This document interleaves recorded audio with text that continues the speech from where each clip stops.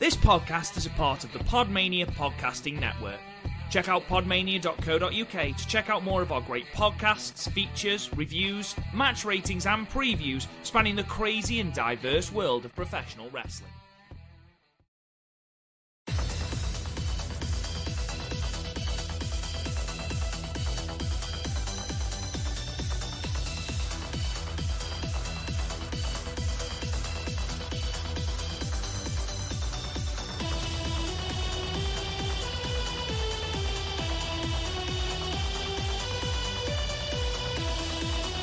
Hello guys and welcome to the Stardom Cast, your monthly audio source of all things World Wonder Ring Stardom right here on the Podmania podcasting network. I'm your host Rob Gooden. I'm joined as ever by Chris O'Brien, a very hot Chris O'Brien. How are you, buddy? It's so hot today.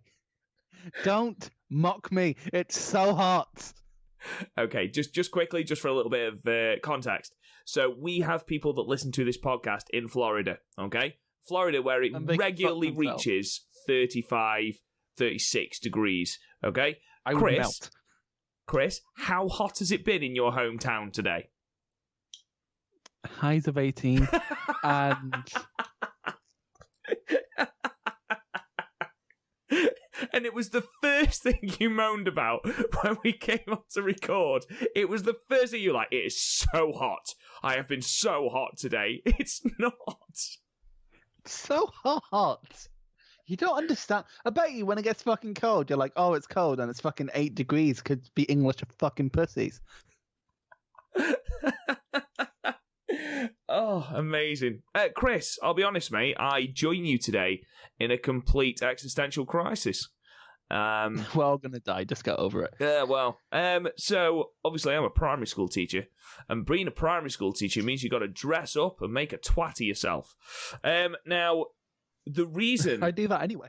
Well, yeah, that's a good point. We do, like, history, geography, and we have a sort of focus every half term. And our focus this time, Chris, is the Mayans. Now, I will forgive you if you know fuck all about the Mayans, because nobody knows fucking anything about the Mayans. Have everyone who predicted the end of the world in 2012? Yes, that's exactly who they are. Name me another thing about the Mayans, Chris.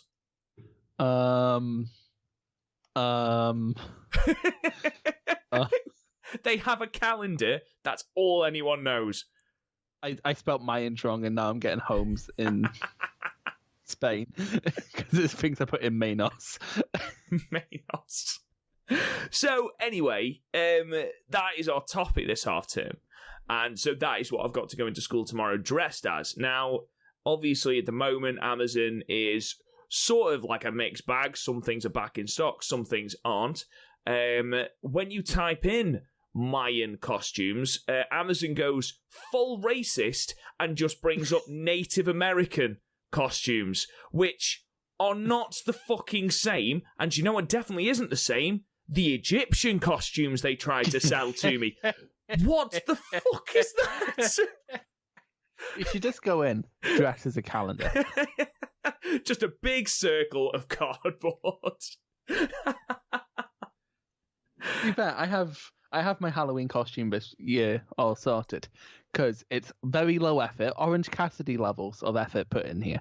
So it is a Captain America t-shirt in the styling of his costume, my blue hoodie, and a Captain America snapback that looks like his helmet. And I'm going to walk around with a guitar and say I'm Captain America if he was in a mid-2000s pop punk band. That's the poorest Halloween costume I've ever heard. But I will rewrite pop punk songs to be about the Avengers.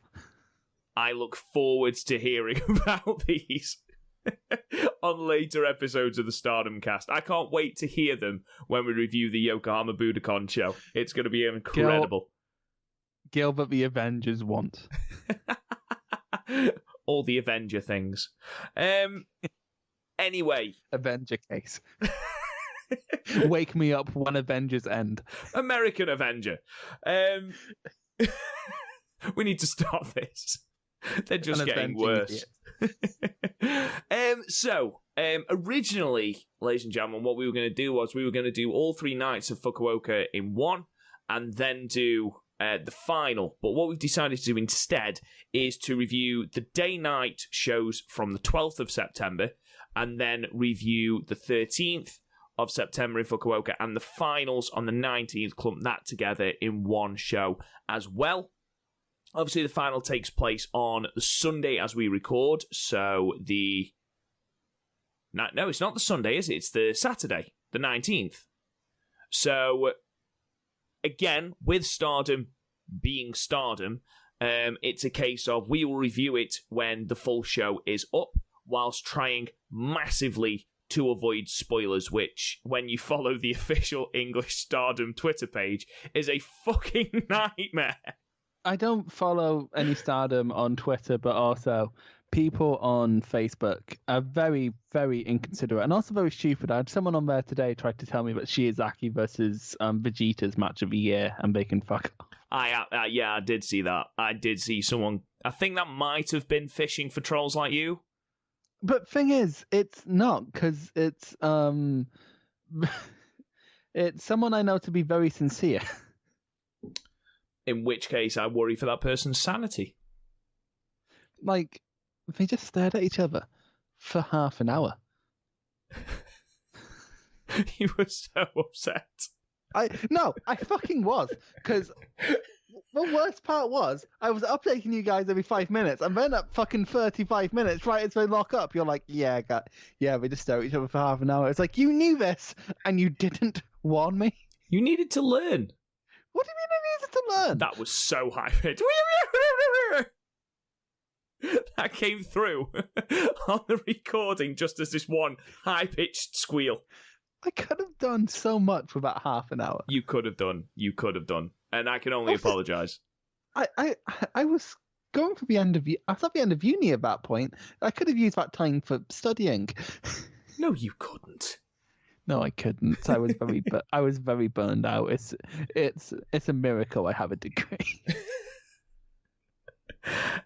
Right. Let's sort of talk about these Stardom shows, but first I just wanted to quickly update you on a couple of bits of news from the world of Stardom. So first, there have been 2 matches announced for the 5-star special in Osaka on the 22nd of September.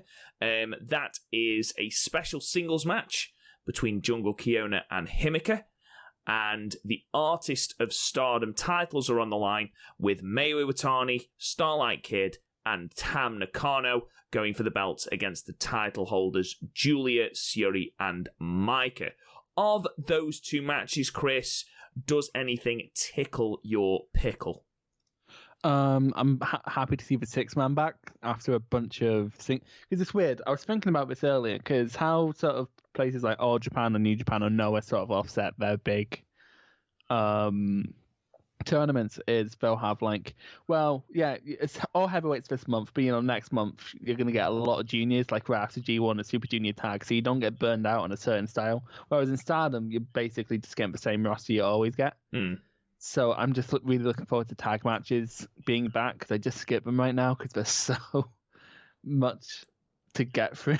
Yeah, definitely. And I know that at least one of the non-tournament matches that unfortunately we just haven't had time to watch in these reviews, I know at least one of them was really, really good. I saw quite a good review of that. It was the 3-way Julia, Tam, and Hannon. Apparently was pretty decent.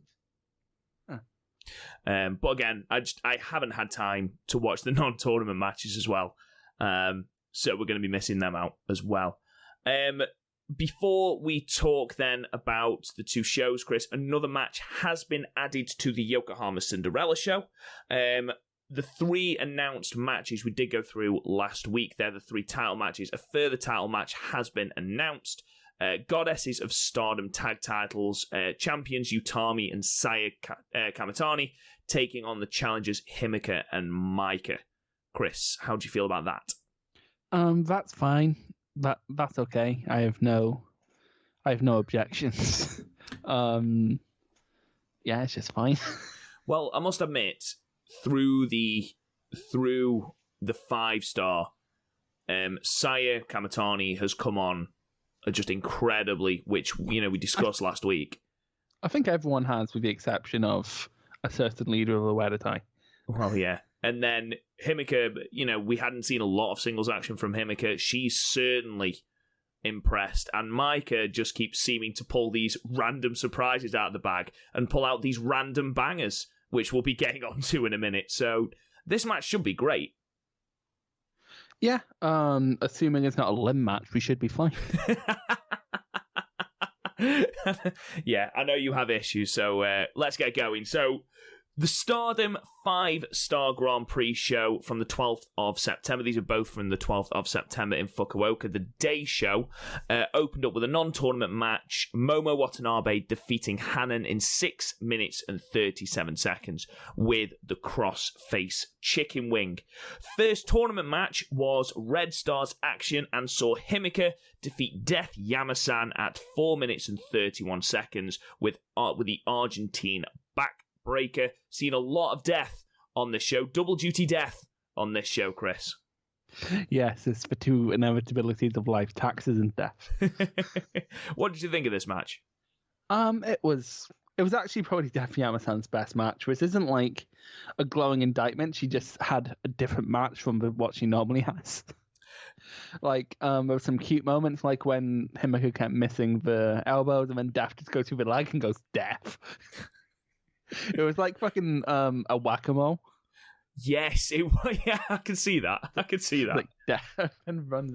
That was good, but past that, it's just a Death Yama-san match, basically made by the fact that Himiko was visually getting more annoyed with her the longer it went on. It was nice to see a different side of Himiko, to be honest. Yeah, but also, like, it made sense that Himiko wouldn't want to, like, overextend herself to beat Death. No, absolutely. And I think that's the thing, isn't it? Death is an obstacle that most people can overcome, but she can be that banana skin for some people. You say it's her best match of the tournament. I disagree. I don't think it's even her best match of the night, but we'll get onto that in a minute. I meant thus far. Okay. Not taking into account the match later on in the night, which was an absolute that match fucking later on. banger. I have things to say about that match. But yeah, as far as this goes, nothing special really. Like you say, a couple of cute moments. It was nice to see Himika not just wrestle that I'm a big person and scary person. She had that little bit of comic edge here with how frustrated, just being confused as to what a death was. And yeah, overall, It was quite funny to hear Death squealing during the backbreaker as well. As she was being tortured with it, just death, and then she tapped, and yeah, just made me giggle. I gave it 4 stars. I just once want to see someone throw a Pokeball at Death Yama-san. Is that what you think? She's a Pokemon? Well, she says the same words over and over again. She has no more than 4 moves. My question to you then is she a first stage Pokemon? What will she evolve into? Or is she like a Polygon that just doesn't evolve into anything? Or a Mr. Mime? She sort of looks like a Mr. Mime. Yeah, but Mr. Mime has like an early... Is actually a second stage. Oh, is this one of those fucking... No, if it's not one of the original 150, it can fuck off. No, There's a Pokemon that's a set of fucking keys, Chris. Right, yeah, Klefki isn't the best, but there's some really good Pokemon. You've just covered yourself in glory there by naming the Pokemon that's a set of keys. Right, I love Pokemon. What's the trash bag one called? Trubbish. Who the fuck sat there in the Pokemon headquarters and thought, we need a new Pokemon? Well, we've already created an ice cream one. We've already created some car keys. Fucking embarrassment. Klefki. Actually, Klefki came after Trubbish. Oh, well, okay. Oh, sorry. Okay, maybe we need one that's a bin bag. Oh, well. To be completely fair, it's because it was based in America. What the fuck has that got to do with anything? It's embarrassing in any country. It doesn't fucking matter what country it's from. You shouldn't judge Vanillite, though. Vanillite's fucking adorable. Also, there's Rowlett. He's like an owl with a bow tie. He's amazing, and I love him. Also, there's Sobble. He's like really sad, and I relate to that. What did you give this match, Chris? I gave it 5. I like a high 5. It was close to being good, but really, it's just a Death Yama-San match with some cute moments. Okay, I'll give it a 5. I'll bow to your positivity if we can just stop talking about Pokemon. you tried to elaborate and then got annoyed when I talked about something I enjoyed. Next tournament match then was Blue Stars action. Utami Hayashishita defeating Saya Ida at 5 minutes and 54 seconds with the air raid crash. Chris, opinion on this matchup? It was fine. I like the story of Saya Ida getting slowly more annoyed as she's not winning. Like, she started off as like, I'm just happy to be here. Now she's like, win. I need to win. There's not a Death Yama-San in my block. So... I am the Death Yama-San in this block. Even Death Yama-San has points. Spoilers. But yeah, so she keeps coming out the gate hot, keeps getting caught out by the more experienced fighters and put in her place. I'm enjoying that story, but like ultimately this was a fun wee sprint, but nothing overly great. So I have no real strong feelings towards it other than like the overarching story we have going on. See, I thought it was a very, very good match. I mean, it's the battle between two 10th class graduates. Ida had come in with this plan to target the arm. I really enjoyed the Kimura lock she started to adopt into a moveset. I think they're really good. She, like you say, she's still coming out with complete reckless abandon, but she's adapting those moves. So she came in to target the arm. So similar to how Saya Kamitani sort of edited her moveset ready for Himika, Saya Ida adapted hers, not in as a wildly, different way as Tall Saya did, but she still edited her moveset. She just wouldn't go away. Utami just kept she was like that gnat that kept coming back no matter how many times you lariat it, and just Utami just kept lariating her, and she just wouldn't stay down. Which I did quite enjoy. Have you had issues with bugs today? There was some really excellent roll reversals in the closing stretch. I thought Utami went out of the way to make Saya Ida look good, to be perfectly honest. And I thought it's her best match so far, definitely Saya Ida's. Who's Saya Ida? Nah, I think the jungle match was better. Nah, I disagree. I think this was better. I think she was more on top here, and it was the first real time that she has fought from on top. I thought... she was very resilient against Jungle, and that's absolutely fine. That's where she should be.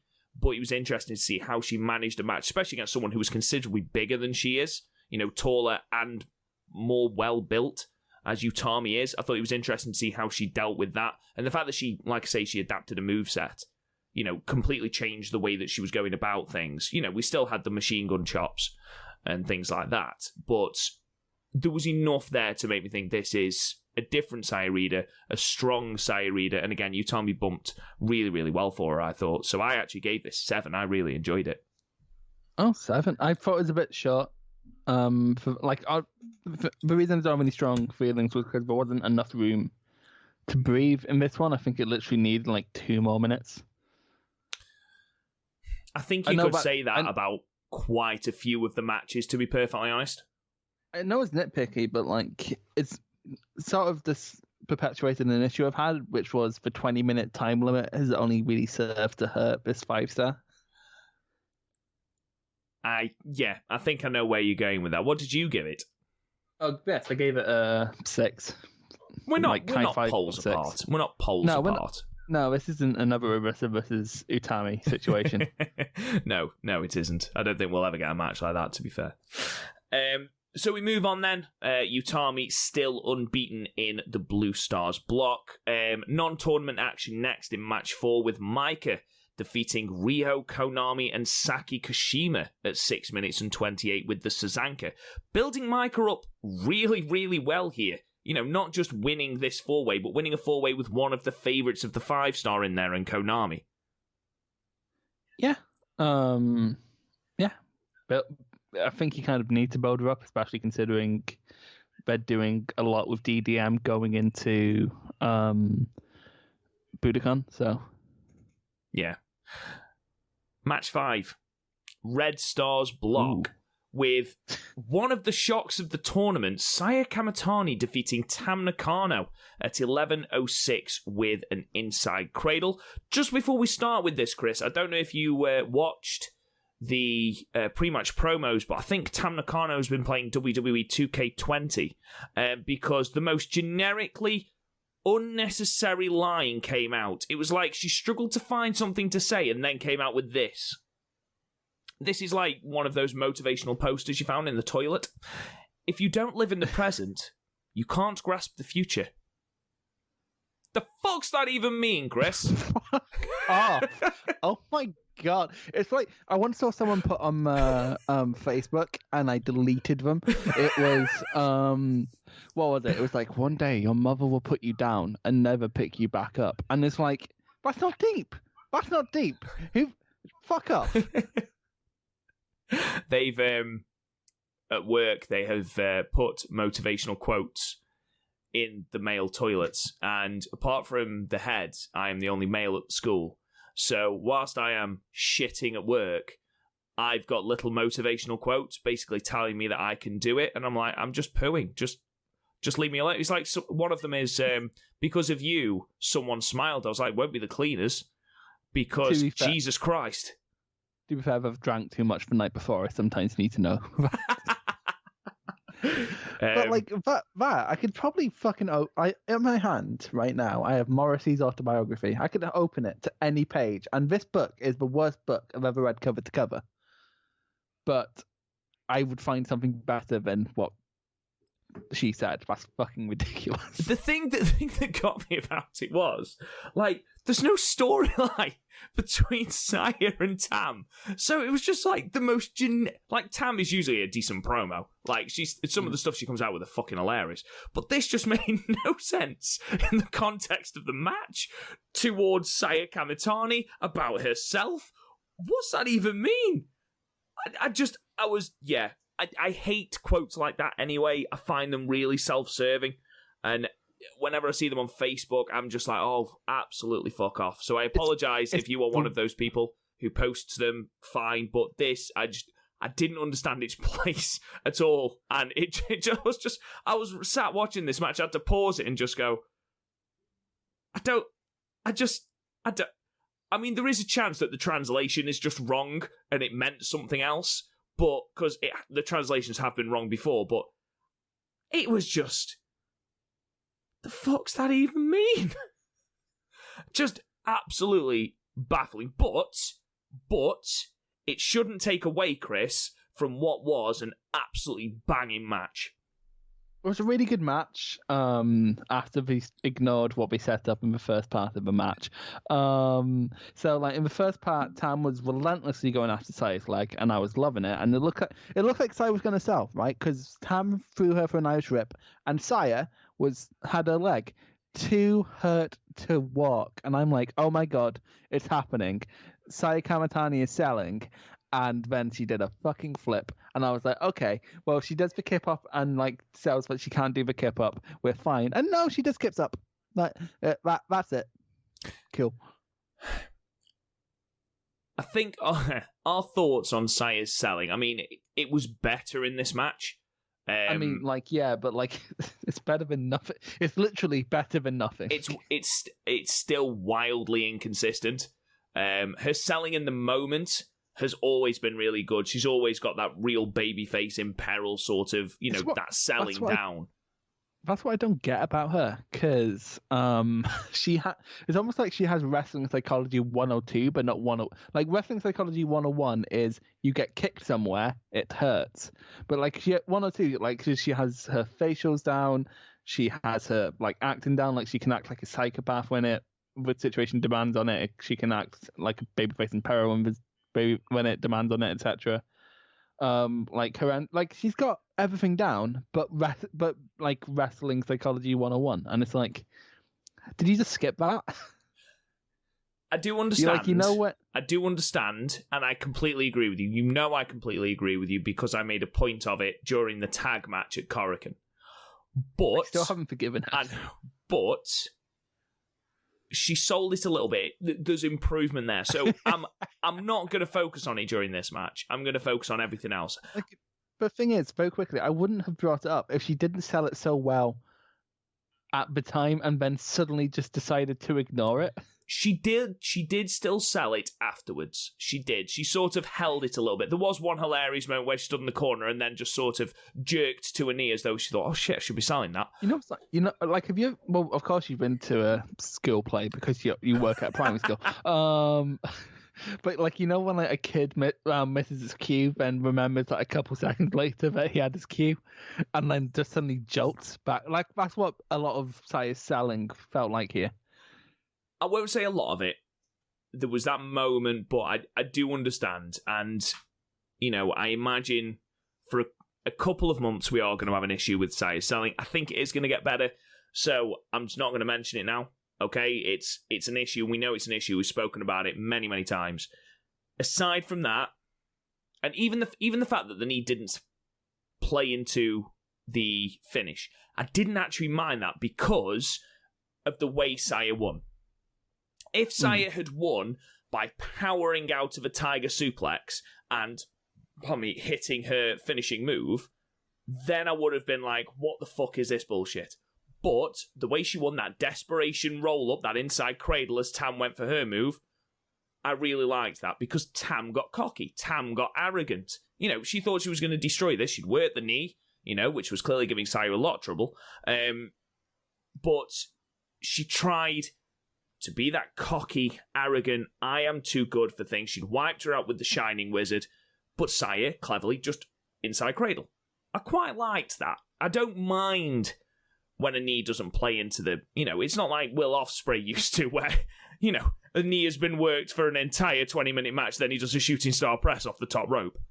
To be fair, it's not even as egregious as the first day of the Champions Carnival, Kento Miyahara versus Yoshitatsu, where Kento Miyahara literally kneed the post and fuck off.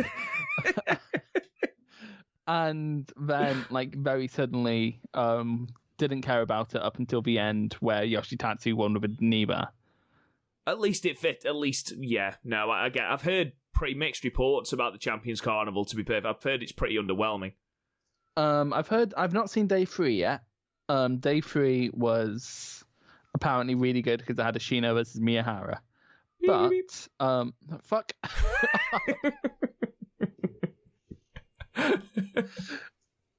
But day 1 had a great match between Jairo Kishino and Jake Lee. That was great. Okay. Short, Cinderella, not Cinderella, 5-star short, but still really good. And then day 2 is just cursed. Because Jairo Kishino, the comedy guy who comes out in a watermelon jacket, he beat Swama. What? Yeah, he beat Swama. And Swama's still the Triple Crown champion, right? Triple Crown, yeah. Yeah. Also, day 2's cursed because Ishikawa was... Tatsu was injured, so Ishikawa got the 4 point, got the points, and we didn't get Tatsu versus Ishikawa, which would have been good. There you go. Did your boy win? What? Did your boy win on day 2? Oh no, he did wrestle on day 2, didn't he? Who? Sorry. Go on. You know who I'm talking about. No, he didn't wrestle on day 2. Okay. I don't want. That alarm gives me fucking nightmares. Let's move on then. I gave it. I was flip-flopping between a 7 and an 8. Now, my reasoning was taking the selling out of it because it's not like she didn't sell it at all. Saya has improved massively. Her and Tam had fantastic chemistry in this match. Really, really good. And I really enjoyed the finish. But, you can't just take a massive part of the match out. So I gave it a 7, but it was a high 7. I don't think it was good as a Himika match where we praised it up and we gave it a high 8. I don't feel like I can give this match with Tam the same grade we gave Himika, but I just want it on the record that this was still a great match. Saya continues to impress and just goes from strength to strength in this tournament. She just needs a little bit of long-term selling. Because as we've said, in the moment, she's wonderful. But, a minute after that's happened and she's suddenly springboarding around the ring. So we just need a little bit of practice on that, a little bit of sorting and tweaking in that area, and then she's going to rock it up that card, and I mean that. Yeah, this match got incredibly intense at the end. It's sort of what Tam does best, is intensity, and we sort of got shown in the Himika match that Sai can be really intense as well. Mm-hmm. But, I don't know, just after the need just stopped being sold completely, I don't need a lot. I just need lip service, basically. I just need her to, randomly hold on to... I just need her to, hesitate after a move, or just something to show me that the legs hurt, because at points it was just ignored and then brought back in again, and I don't like that. I don't like it when anyone does it. I've complained about it in Julia matches. I've complained about it in I'm trying to think who else did it this year. I think Jungle didn't do it. It was someone in TCS who did it. I think it might have been, I don't know. Hater's done it, B's done it. It's just annoying to me, and I can get over it, especially in, for example, the Arisa versus Tam match. It wasn't the story. It was it was this plan that didn't work, so she shifted, and Arisa still wasn't going at full speed, and there was something there to tell you that the leg's not all there, but it's not really the biggest. It's not really the story of the match. Whereas this was the complete first half of the match that just got ignored. It's it's like we had two matches they want to do and we couldn't decide what one it was. How Cars 3 felt like Pixar wanted to do, not Cars 2 wanted to do a spy movie, but we were like, no, you do Cars. So they just somehow did a spy movies about cars. This was the Cars 2 of 5-star matches. Fucking hell, you went about the houses there. What the fuck? Jesus, what a weird way to get to what you were trying to say. I don't find it as egregious as that. I do still have an issue with it. I still have an issue with it. It was the kip up I had more issues with than the springboard. Because the springboard, you can argue it's adrenaline, and then she collapses after that. That's great, but the kip up, wasn't necessary. See, that's my issue. I was like, if she does the kip up, she has to tweak the knee on the kip up, and she didn't. Yeah. And that sort of just it dragged me back. I gave it a 7 as well, but if the leg was continued to be incorporated, this would probably be both women's best match of the tournament so far. Definitely one of them. Yeah, it'd be top 5 matches of the tournament, I think.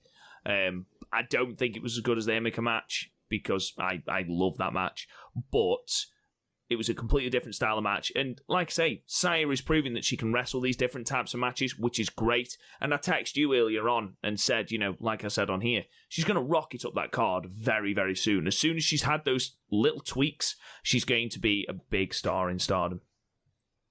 Moving on, match 6, Blue Stars action with Jungle Kiona defeating Natsuko Tora at 8 minutes and 50 seconds by, guess what, Chris? Fucking disqualification. Right, I'm gonna, because I know it's building in you. No, it's not. So I'm gonna. It's not, but you can go first. Please feel free. I liked 95% of this match. I know. Oh, it's so frustrating. It's totally not building in you. I tried, man. I tried. It was like a horse match, and I like a horse match. Jungle is really good at horse matches, and Tora is a good horse, really good obstacle, which is great for someone like Jungle, because she's sort of on a redemption arc with him as 5-star, and then just it kept going and then the chain came out, and it looked like it was going to be really cool because the referee was knocked down, and it was going to be a hanging from the top rope while thingy was on there, and then Jungle broke free, and it was going to be fighting with the chain around Jungle's neck. It could have led to a very creative finish, and then no, she just got hanged. The what fuck? But what fuck? It reminds it's like the Utami match where it was so close. So honestly, these Tora matches that are good are so close to hit. This match would have been an 8 if it had stuck the landing, and it didn't. The Utami match would have been an 8 if it had stuck the landing.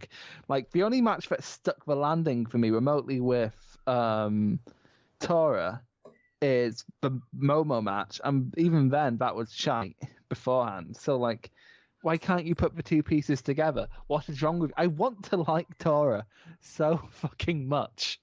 Like, I really want to like her because there's aspects of her that I really, really like that brutish Kevin Owens Samoa Joe figure. We don't have that in Stardom.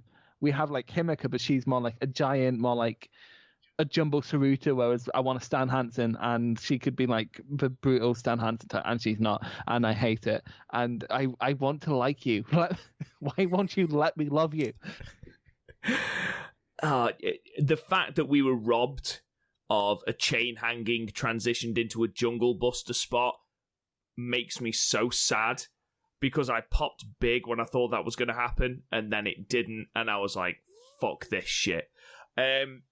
In all seriousness, I thought everything leading up to the final stretch was great in this match. Everything you've said, Chris, is absolutely spot on. I mean, putting aside for a second the fact that the underlying story of this is that, you know, Tora ultimately has the future of Tokyo Cyber Squad in her hands. You know, putting that aside... They were also both in the same stable. They were in Jan. Exactly. Putting aside the fact that they know each other from Jan, you know, and they showed that they were familiar with each other. They kicked out of each other's finishes. Jungle kicked out of the Ascension, and Tora kicked out of the diving body splash. They reversed loads of things. And even the chain spot originally was a sign of desperation. There was actually story behind the chain usage initially as she went for the clothesline just to stop Jungle hitting her with something.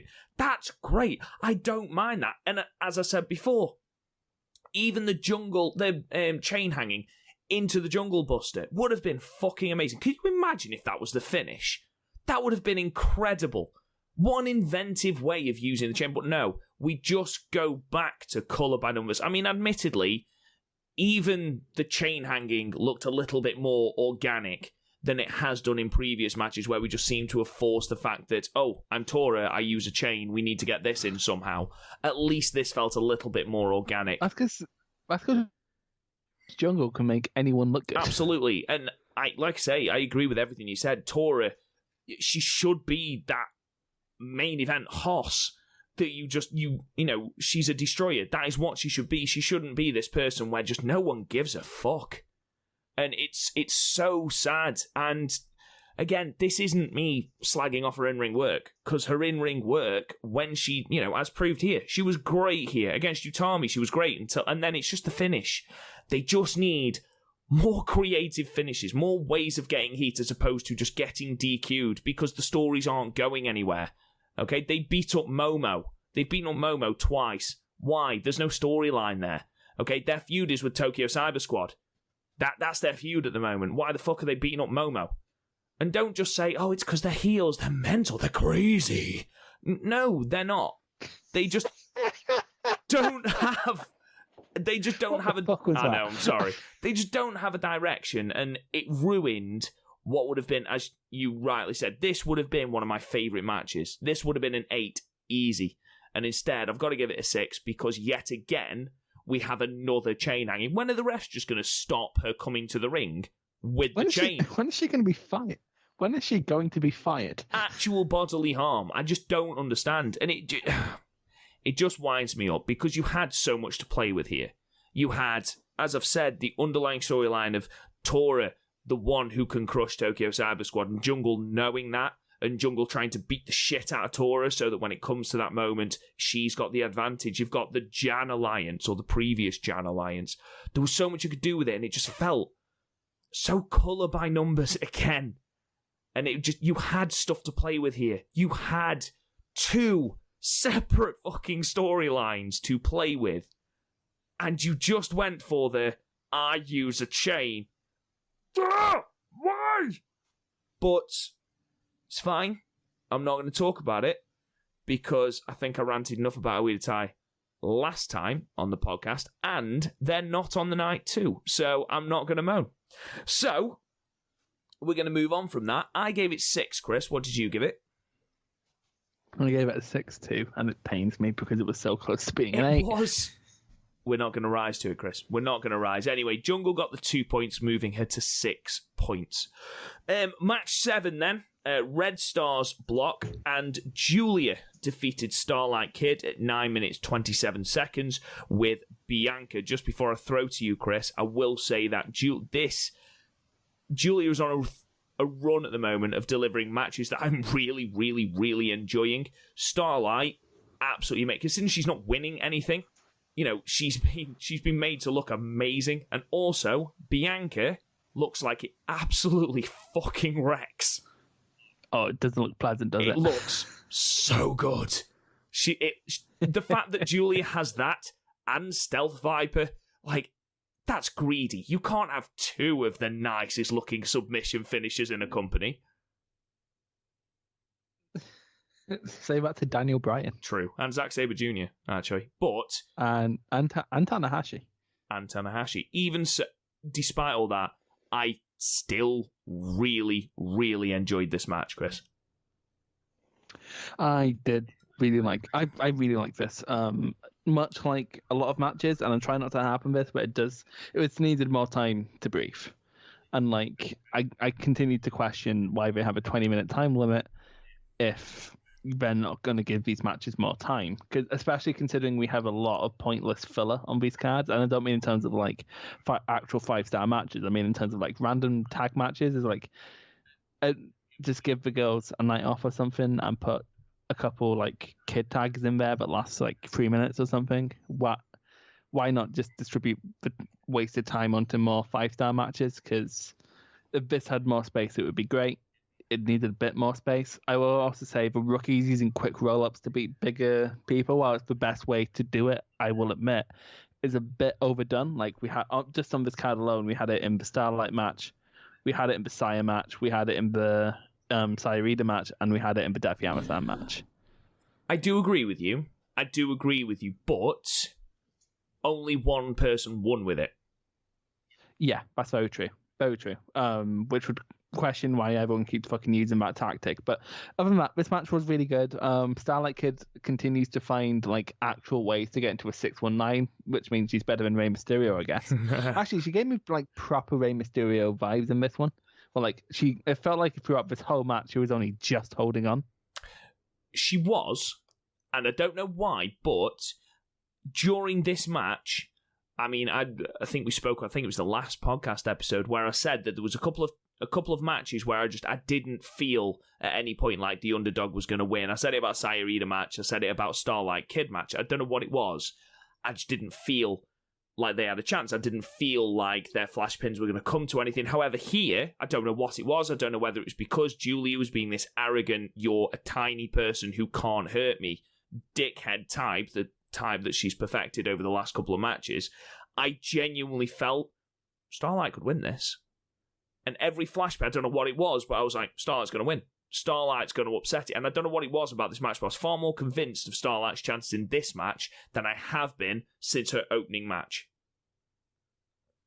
Yeah, I do agree. It's not since May that I felt Starlight had it, and even with May, it was literally just a case of May can make anyone look like she's going to beat her. Yeah, but this match was just solid. And it's annoying when matches are just solid, because beyond the points we've made, there's not a ton to talk about. It's just really good. Julia finally had a really good match with someone who isn't there yet, which is good. That shows progress. Actually, Julia was probably played her role here to absolute perfection. I like it when Julia doesn't take someone seriously. It's almost like when Julia's trying to be the stoic badass. That's when I sort of turn off of her. That's why I didn't like her in the Cinderella. But during the 5-star, she's shown a bit more personality. So, as you said, she's fucked really with her good cadence, as you say. Yeah, she isn't just delivering the same match if she's not. She still had a couple. She's not hit every time out. We have very differing opinions on her Saya match, but she's definitely improving. I have less of an issue with her. And yeah, just everything here was done super well. Literally, my only problem was it was too short, which I guess isn't the worst thing. It got to the end of it, and I was like, I want more. But it wasn't in sort of a gluttonous way. It was more in an anemic way. Going back to your point previously about extending the time limit to 20 minutes. Obviously, including the night that we're going to review in a moment, there's been 2 20-minute time limit draws. However, apart from those, there are very, very few matches that have even hit double figures. On this day show, there was one match which went into double figures, and that was the Saya Kamatani and Tam Nakano match, and that went 11 minutes. That's a 9-minute swing. See, I don't even I didn't mind that with 5-star last year. I don't mind that here. The only issue is it means when a draw happens, both draws I feel are a bit long in the tooth. We spoke about that, didn't we, with the Himika and the Saya Kamatani match? We thought if they'd have cut 3 minutes off, that would have been the best 15-minute draw. That would have been incredible. And I feel the exact same way as I imagine you feel from what you just said about the Utami and Momo main event of the evening show. Yeah, and I know we're doing it because especially with it's just sort of wrestling culture right now. It's sort of what's assumed longer matches means better matches, and that's just not the case. And it hasn't hurt the product that much, but it's just sort of not added anything, and it's only served to take away. And I kind of hope it's only for this year's 5-star because more is not always better. I think just having it there, they are giving matches more time to breathe. That's the idea behind extending the time limit, obviously. But they haven't not actually doing exactly. that. They haven't done it. Apart from to go to 20-minute time limit draws, you're either having 20-minute time limit draws or 9-minute matches, and that seems to be the average match length. And while that's great, I can burn through a Stardom show in an hour and a half, just over. That's great. Love that. But why, if you're not going to play with the 20-minute time limit, if you're not going to have someone just win, at 19 minutes or an 18 minutes or something like that, then there was no point in extending it. I understand the premise behind it, and I agree with the premise behind it, certainly. But if you're not going to play with it or change the match lengths, like I say, one match on this show went over 9 minutes. So I just feel like if it's not going to change, if the match lengths aren't going to change or you aren't going to give them slightly longer, like this match, for example, would have still been great if it had gone 11 minutes, 12 minutes. The main event, Azumi versus Shiori, which we're going to get onto in a minute, I thought that ended so abruptly. I know it was with the Azumi Sushi, so that's sort of the point, but that would have been just as good a match at 13 minutes. There's room to give the matches that are going short more time to breathe. Even if you shave 2 or 3 minutes, one of the longest matches was Momo versus Hanan. I mean, for God's sake. I think I don't know why they've even bothered with the 14-year-olds on the 5-star shows. No, and I understand you're trying to get people hyped for, I understand to a certain extent the triple threat Julia, Tam, and Hanan on in the evening show because you're trying to hype the feud between Julia and Tam. I understand that. But you don't need it on every show. When there's only 5-star matches, fine. Throw a couple of tags on there, throw a couple of warm-up tags on there, throw the young ones on there, don't mind. But when you've got 8 matches or 7 5-star matches, you don't need other matches. Give every other match 2 more minutes and cut out the non-tournament matches. Yeah. Anyway, let's move on because we spent a little bit too much time on that. Oh, before we get into this one, I need to open up a cold one for the boys because this is a lot. This match is a lot. Oh my god! Before we start, your all-important rating for Julia and Starlight Kid. 7. I gave it high 7, low 8, so we're about on par there. So this match, my only note here is a match based around book psychology. Match 8, Red Stars. Mayu Iwatani match defeated Death Yama-San at 4 minutes and 13 seconds with a moonsault. What the fuck? Okay, so let's just go over the events of the match. So we come out and Death Yama-San's on a cart. Yep. because she died earlier. Of course. As she is one to do. And then Mayu came out because that's how matches work. And then I think I had a stroke. Because, okay, so like if a match started out as like a normal Death Yama-San match, Mayu was doing Mayu things, and then Mayu's book came out, and like Death Yama-San was like reading it as she was doing offense, and then like would lock her up within the book, and then had it in like a chin hold and put the book down and pointed at a passage, and Mayu started reading the passage about how Arisa beat her, as is the correct order of things. And then Mayu gave her like a half-second look of, wait, why the fuck am I doing this? And then Death Yama-San continues to attack, and then a moonsault happens, and Mayu wins. There was just like Mayu, for a start, spent her entire pre-match promo, her entire allotted time trying to remember what city they were in, and then had wasted her time, so then had to go, oh, we're in Fukuoka. I've got to go now. So, what the fuck? Then, Konami crashed the cart with Death on into the steps, which I'm not entirely sure was planned, so Death was selling the back injury. So she tried to hook herself onto the ropes and then just collapsed on the ring apron for the entire of Mayu's entrance, to the point where Mayu just looked at her and looked at the referee and went, is she okay? And then you had the book thing that you went into. You'd got Death coming off the top rope for a senton while still reading Mayu's book. Missed the senton, so Mayu went to the top rope, did a fucking moonsault whilst reading her own book, and pinned her. It was DDT levels of bonkers. It was brilliant. I loved this. Yeah. Yeah, this is probably my favorite under 5 minutes under 5 minute match of the year. It's so difficult to create a comedy match that people find legitimately entertaining, and this was just so different and so bizarre and just completely out of left field. Basically, just an entire advert for Mayu's book, and apparently Death also knows the word Amazon. I don't know if you heard that as she was reading. Thing is about it's like trying to rate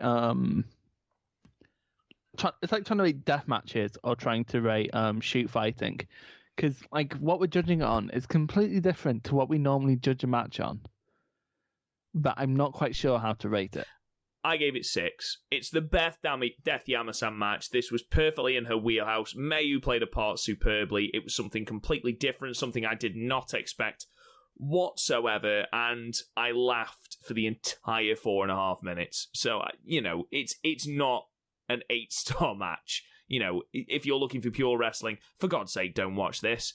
But, why would you watch a Death Yama-San match for pure wrestling anyway? But it was an absolute riot. I loved it. I thought it was really, really funny. And I don't find comedy wrestling that funny. Toru Yano's had the odd one, which I found funny. But, as a whole, I'm not really into comedy wrestling. That's why I don't watch DDT. But overall, I found this as a one-off, as something completely unique, as something completely different. I found it really funny. I am someone who likes comedy wrestling. A lot more than Rob, and I think definitely a lot more than Garth. Garth just doesn't like fun. I know, right? Anyway, yeah, and this made me laugh, which is all I want from a comedy match. But also, I'm trying to think of other comedy matches. Like, I guess the best one would definitely be Pac versus Orange Cassidy. That was entertaining. Or maybe Toriano versus Hiromi. The impromptu hair match. Yeah. Where Toriano gets thrown in a lift. Didn't Hiromu come out in a hard hat? Yeah. And then, which he got he got trapped. He got like tied to someone. And they had to work together to get Hiromu back to the ring so it wouldn't be a double count out. It's just hilarious. Anyway, moving on. Let's move on to the main event of night one, or show one of the 12th of September. Main event, match 9, Blue Stars action with Azumi defeating the returning Syuri at 9 minutes and 34 seconds with Azumi Sushi.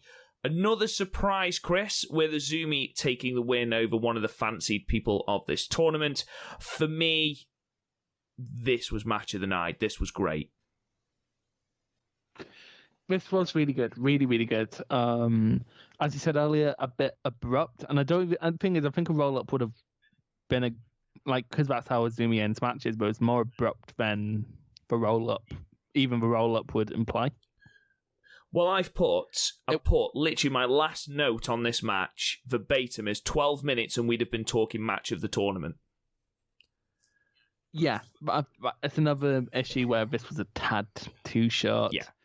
And it's a shame because it's still really good, and I'm rating everything here a 7, and it makes it sound like this isn't worth watching when it really is.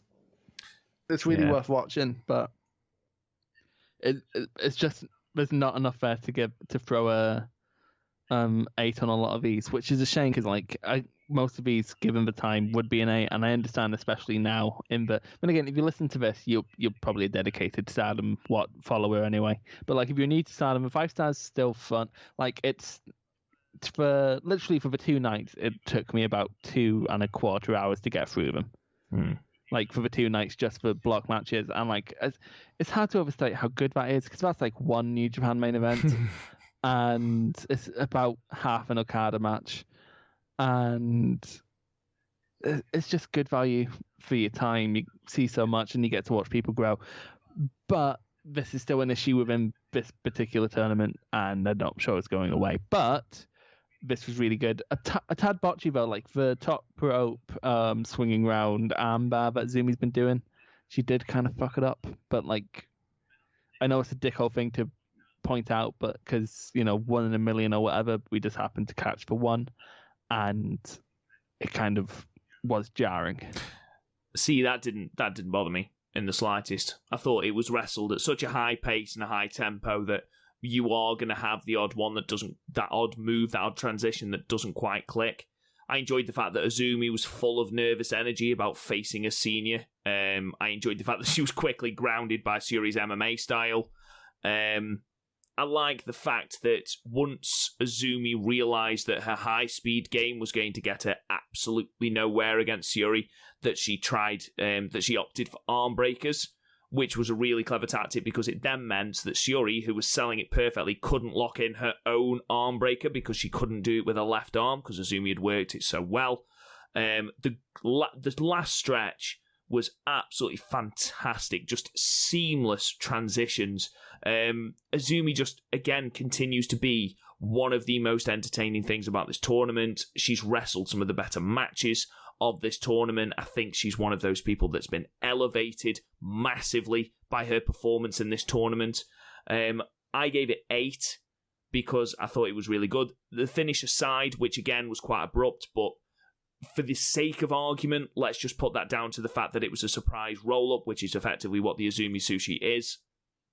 I still think, as I said before, if this goes 3 more minutes, even 2.5 more minutes, this is a match of the tournament contender easily. I agree, but unfortunately, 8 out of 10 is match of the tournament caliber. I'm giving this a 7. I think the lack of that 3 minutes just does drag this down because it ended up being a really fun back and forth, but because nothing had time to breathe, nothing stays with you apart from the flash roll up at the end, at least for me. Nah, see, I disagree massively. The broad strokes stick with me, but if I imagine this match in my mind, it's just going to fucking Fire Pro footage or whatever. You look at matches that we've given 8 stars to before, and this fits that caliber, certainly. I'm looking through my tracker to have a look. Okay. Because we've been quite stringent with what we've given those 8, 9, 10 grades to in this tournament. Nothing's reached 10. I think there's maybe one match that's reached 9. Nothing's reached 9 for me. I think Konami may have done. That was an 8 for me. Okay. I think the closest we can really compare this to is Jungle versus Azumi in terms of like length. The problem was, I think there was a more defined story in that match. See, I disagree. I don't think you can just arbitrarily say we can't give it a grade because of the timing. I'm not saying we can't. I'm saying I'm trying to justify why I gave it the grade I did. I disagree, and you're wrong. I mean, like, I don't know. I think with that match, I agree with you about the timing issue. I do agree. You know, we've had a conversation about it. I don't think it was a massive issue here. I don't think it was a big enough issue to, you know, effectively stop, you know, change it from a great match to just a good match. I think it stood out against all of the other matches on that card.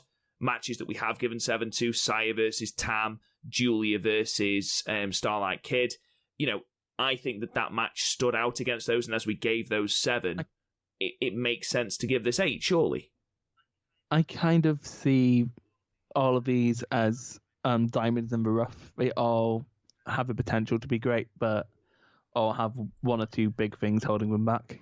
I do agree to a certain extent. And again, I don't think it will get any high. Well, it can't get any higher than an 8 because, you know, there are certain things holding it back. I do think it deserves an 8, but again, they're completely subjective. Star ratings. What you give a 7, I can give an 8. It matters not one jot, to be perfectly honest. Overall, Chris, what did you think of the day show?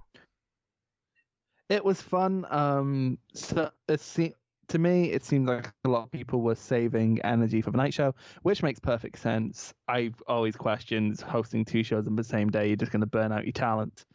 It's somewhat fine when it's tag matches, but here, a lot of people are sort of saving themselves for the night show, and that's completely 100% justified, especially Death Yama-San pulling triple duty.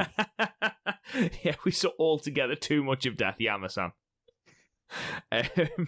Speaking of Death Yama-San, let's move on to the opening match then of the night show. Stardom 5-Star Grand Prix, 12th of September, night show, Fukuoka, and we open with Red Stars action. Death Yama-San defeating Saya Kamitani at 4 minutes and 36 seconds with a roll-up. And, you know, we spoke about Death versus Himeka and how we saw a different side of Himeka and even a few different sides to Death. We praised the Mayu and Death match because they found that wonderful small nugget of comedy which, you know, actually makes people laugh and isn't cringy. And then we get this match, which is about as Death as a Death match can get. It was fucking... How much Death could a Death match Death? A Death match could Death. No, this was literally the Tam match from last week. Only Death got a roll up. That's literally. It was a, you know, we moan about Natsuko Tora.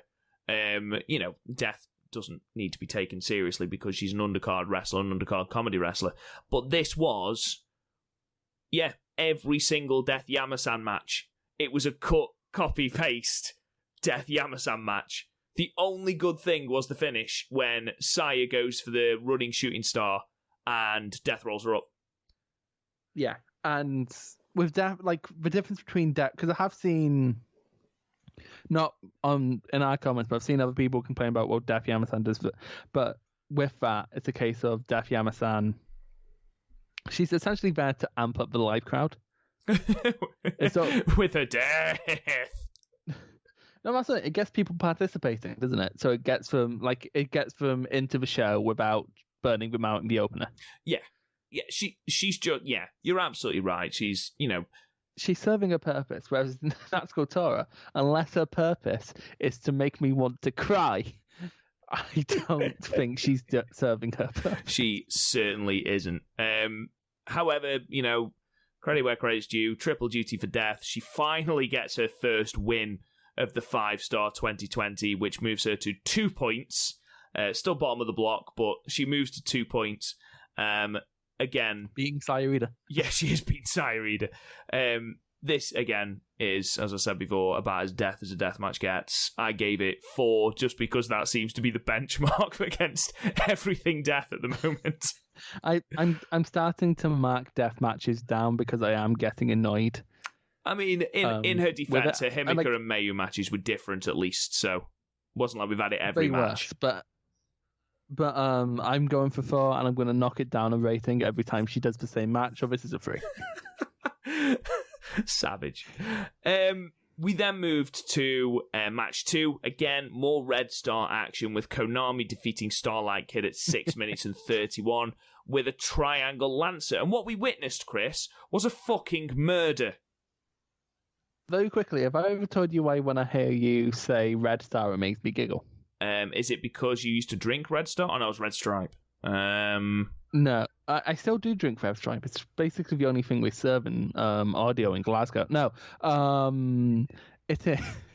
So there was a gang in around in grammar school called Red Star. That's the poshest thing you've ever said. There was a gang at my grammar school called Red Stars. Everything's a grammar school now. Anyway, just quickly for our American contingent, grammar schools are where posh people go. Chris, do continue. No, they're not. It's just there are literally 2 schools in the whole of fucking East Lothian. It's not a posh school. It's a posh school. It's not a posh My dad school. went to a grammar school, mate. It's a posh school. I live in a council house. That doesn't mean that you can't be posh. Posh people live in council houses. What? No. But anyway, continuing. But they were the worst gang because they were the worst gang at your grammar school, were they? Oh well, done by young team were proper annoying, but they held an assembly. Who did Red Stars? Because people. No, I was like, do they have that power? The school held an assembly to tell people to stop mocking Red Star for being so shit because the kids were getting insulted. What the fuck? Keep in mind, this is a school where 50 people a day told me I should die, but it's fine. Leave the Red Stars alone. That was honestly, again, I can't believe you went to a grammar school and are trying to persuade people that you aren't posh. It's literally the only school in my area. Can you see how offended he's getting, guys? It's because it's a posh school. I'm not posh. He says in a posh accent. Anyway, that's not. I don't have a posh accent. I'm just really sad right now. This match, Chris, was fucking excellent. Well, we talk. Oh, Konami versus Starlight. Yeah, this is a great little sprint right here. How long did it go? Like it was short, 6 wasn't minutes it? It was 31. 7. Yeah, so fun wee sprint. But like they paced it to go a sprint, so I don't really have a complaint here. Konami continues to be amazing at setting traps. She's getting more intense by the match, which I'm completely into.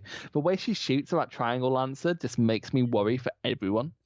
The way she transitioned into that in this match looked amazing, and the way Starlight sold it made it look even better.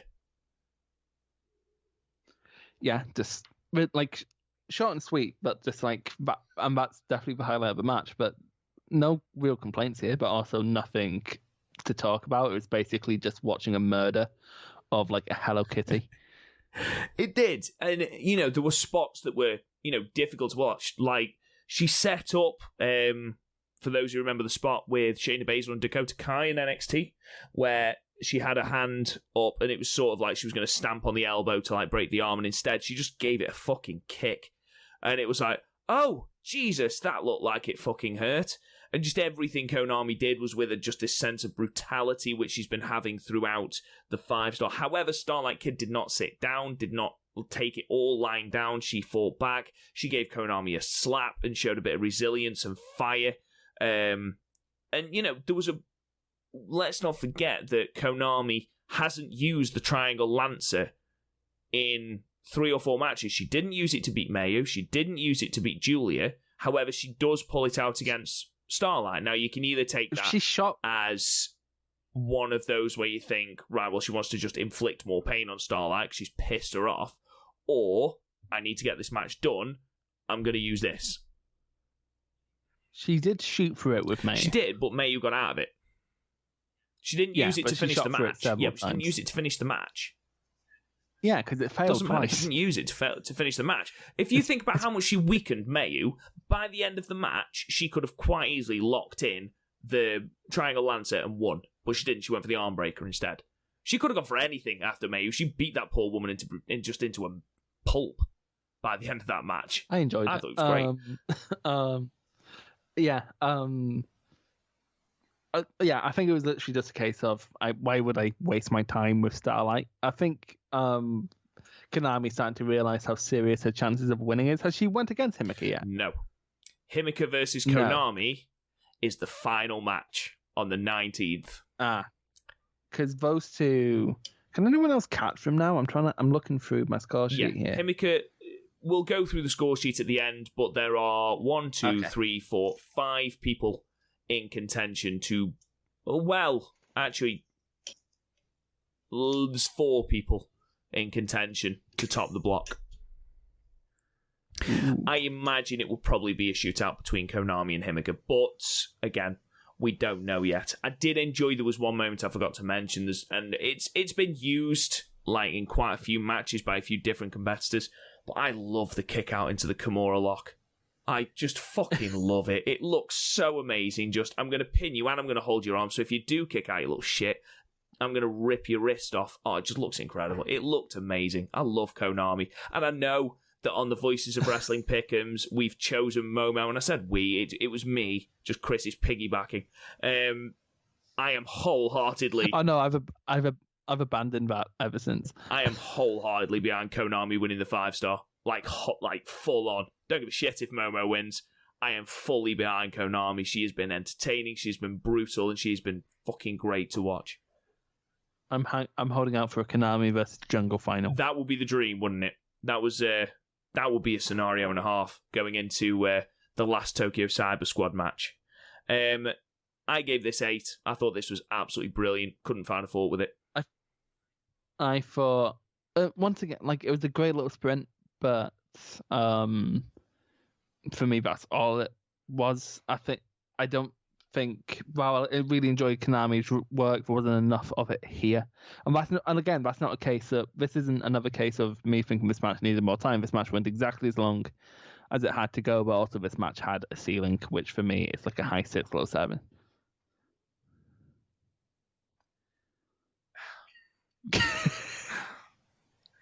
Now you know how I feel whenever you talk shit about Arisa. I just think that you're criticising a match for just being short, and I don't... Anyway.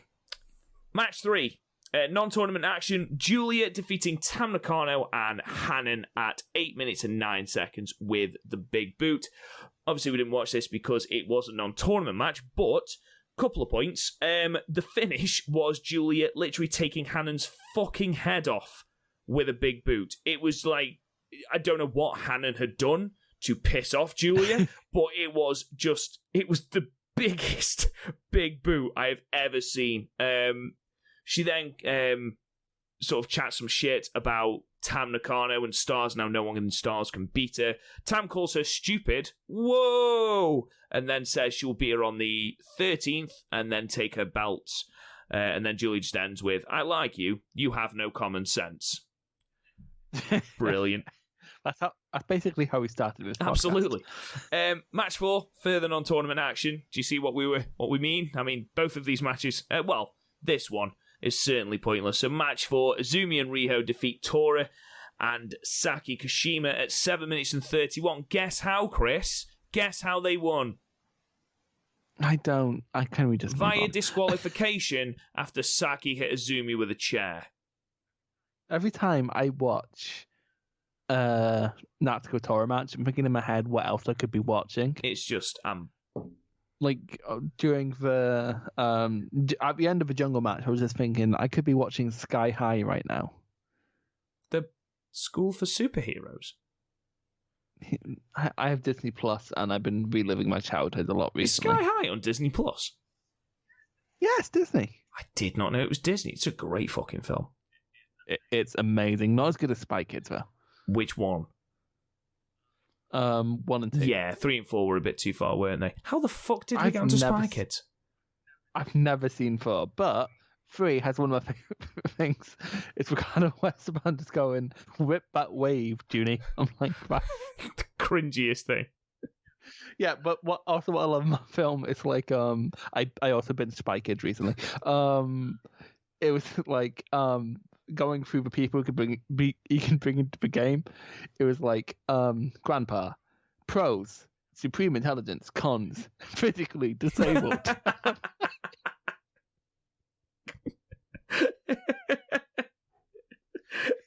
Admittedly, that is a con. That is a con. For a spy, that is certainly a con. Unless you're like infiltrating a hospital. Oh god.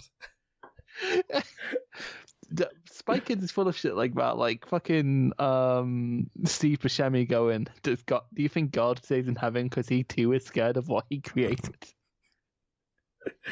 Oh, amazing. Oh, match 5.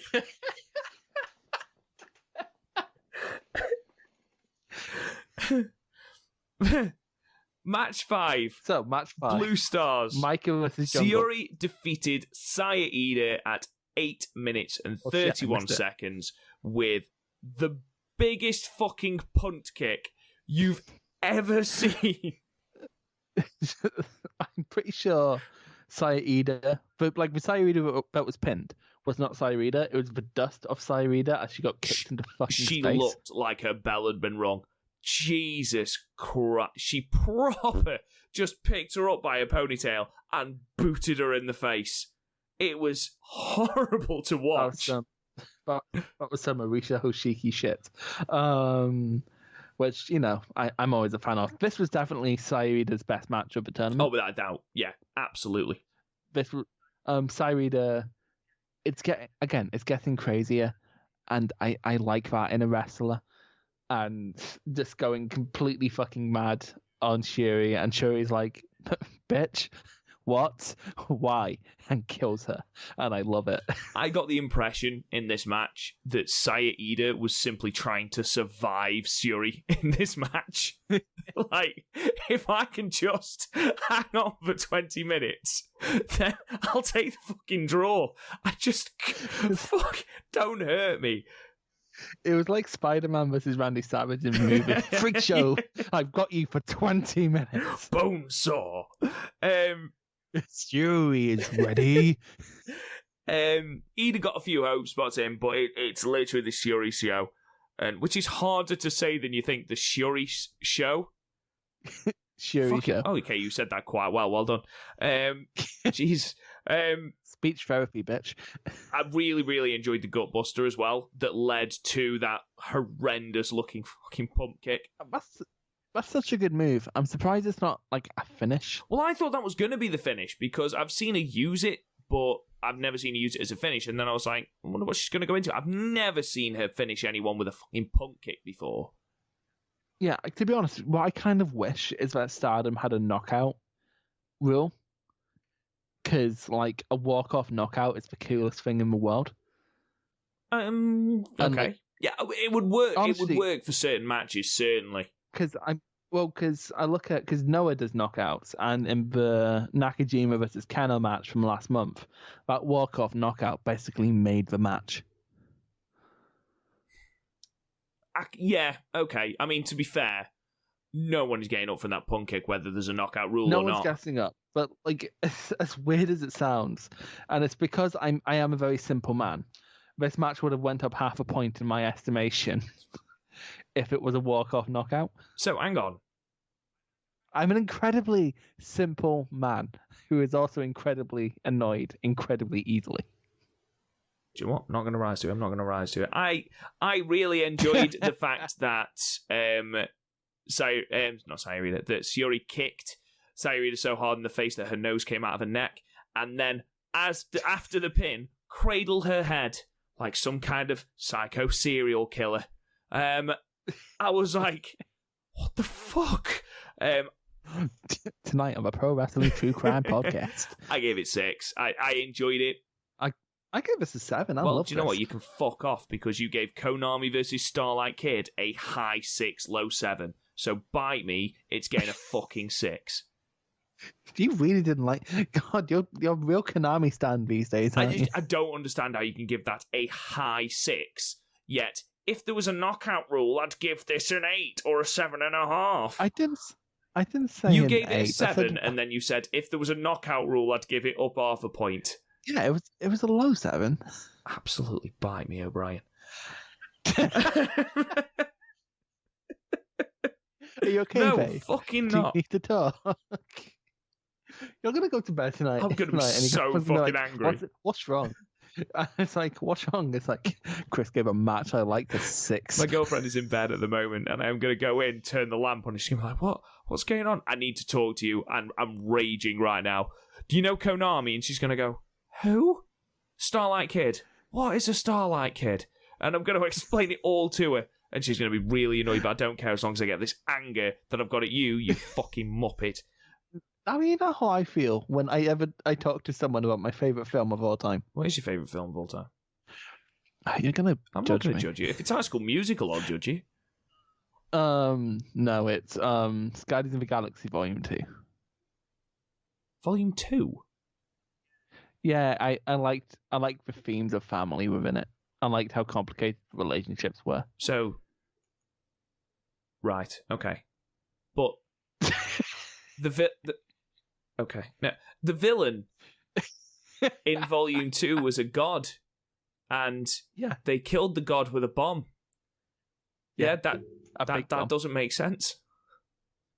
The god was a planet, and he was also more than a planet, but then they killed him with a bomb. That's like a relatively big plot hole. I'm sorry, but the Avengers won by throwing a nuke into space. It's still slightly more believable than beating God with a bomb.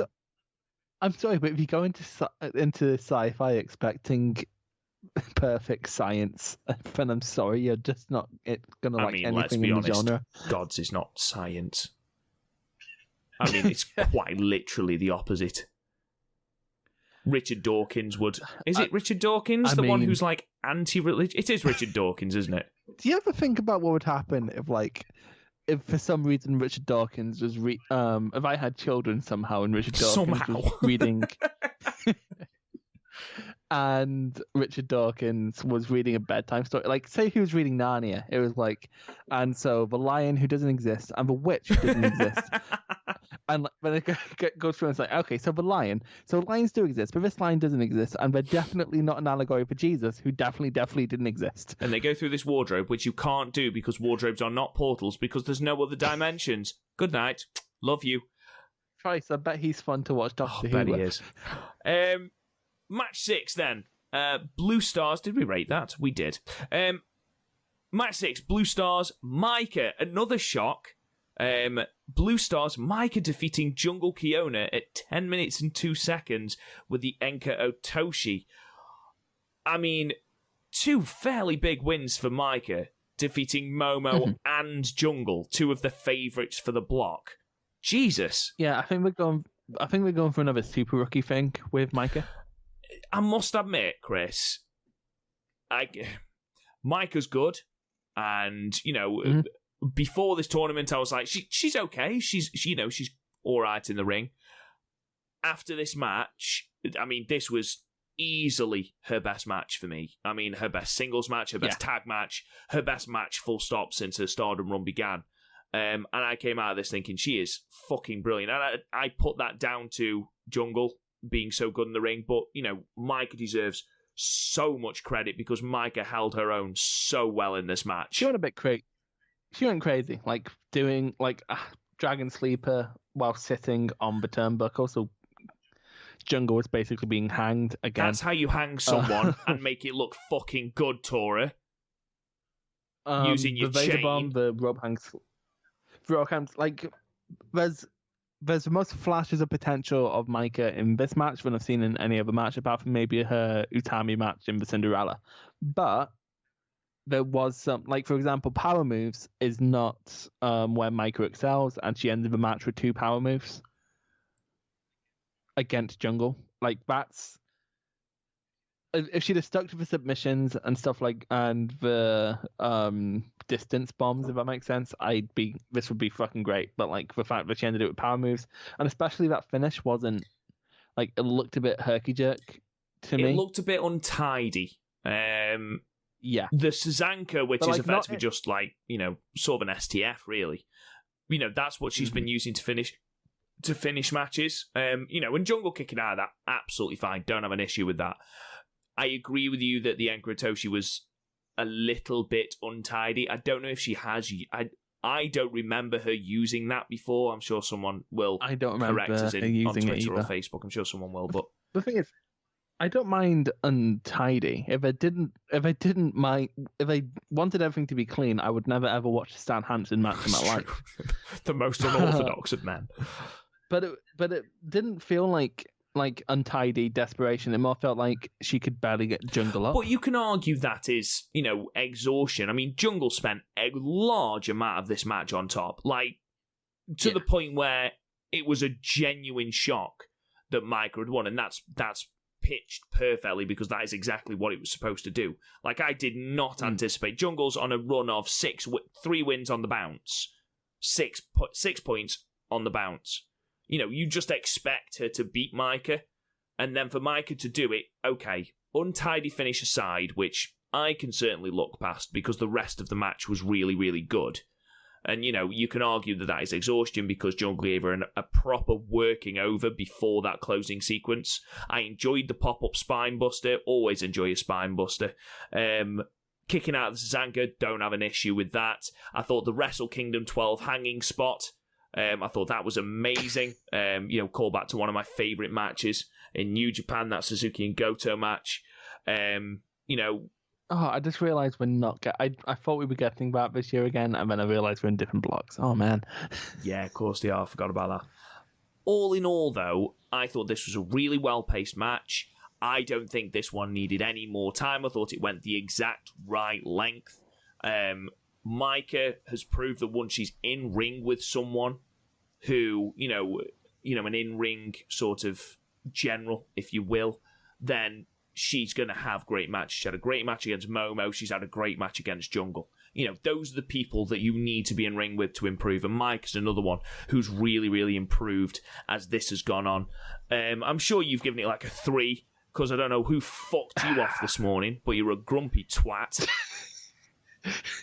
I've not been grumpy throughout this. You're more grumpy than I am. I gave it 8. It's easily Micah's best match of the run. And to be honest, it's one of Jungle's as well. So I gave it 8. Yeah, I'm giving it a high, a low 8, high 7. It was really, really good. Those little things that irked me, I can totally see how they can be shrugged off as something else. Yeah. But in the moment, they still irked me, and I could rewatch it to gain a different perspective. But the G1's starting this weekend, so good luck with that. Finally, we fucking agree on something, you bell piece. We've agreed on most things. We didn't even dramatically disagree. A 7, you gave it an 8.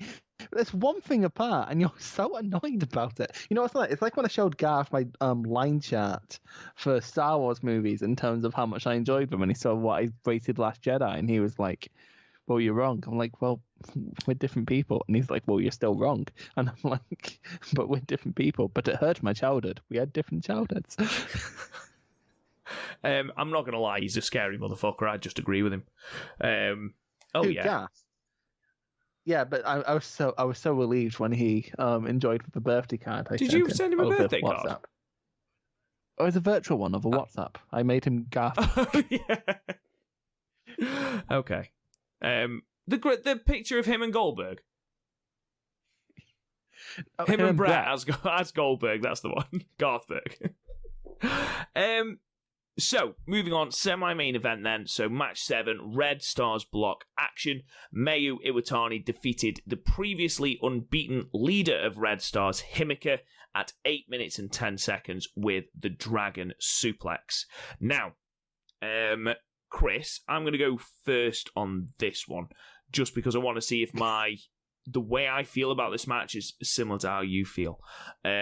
overall thought this was great. Himika comparing Mayu to a zombie proves that she's got no idea who Mayu is, and I think she's thinking of Death Yama-San, and if she's getting Mayu and Death Yama-San mixed up, I can sort of see that. They do look very similar. I thought this match was building to be really, really, really good. Himika working the back, ready for the Argentine backbreaker. We had a motherfucking Rainmaker from absolutely nowhere, which was great. Oh, that scared the shit out, because I didn't realise my door was open, because when I was younger, my brother broke my door, so now I can't open my window without my door swinging open. And Rainmaker happened, and like as most marks do, I was like, Rainmaker! And he just walked in and was like, what the fuck is going on? I'm like, you wouldn't understand. There was an Argentine backbreaker into like almost a burning hammer inverted falcon arrow. It was like a cycle driver. Which looked incredible. Mayu kicked out of that. It was shaping up to be a really, really, really good match. And then the closing sequence started. And that was it. Like, I felt like, when you record porn off the TV and someone's taped over the end and you're just getting into it, and then, like adverts come on for the yellow pages or something like that. It's just, I felt like someone had taped over the end of the match. I'd missed like a 30, 40 second, because we'd gone from Himika being on top, Rainmaker, this amazing psycho driver into, a German suplex, a dragon suplex, and that was it. And Himika, this big monster, opponent. Just it seemed for someone who's gone the entire tournament unbeaten, it seemed a very, very tame way to end. Now, I'm not saying this match is bad. I still really enjoy this match because Mayu's great, and Himika, considering this, is her first real run of singles matches in Stardom, is also great. I just thought we were a little bit shortchanged in that closing sequence, and I felt like it should have taken more to put down this giant who you've built up for 6 matches or 5 matches or whatever she's had at this point. This will be a 6th, so 5 matches before this. It should have taken a little bit more. First of all, you mentioning porn just fucked me up when you started doing move names, because I was like, wait, so these wrestling moves or sexual positions? To be fair, I don't know why I said porn. Who's taped porn off the TV? I've never taped porn off the TV. I was about to say, aren't you a bit young for that? It could have been anything. I don't know why porn. Off the TV, you're brave. Well, yeah, true. It could have been anything. It could have been football. It could have been anything, but no, porn was the first thing. Your dad goes to watch the first series of Midsummer Murders, and then suddenly you've got someone being shagged over the top of a printer.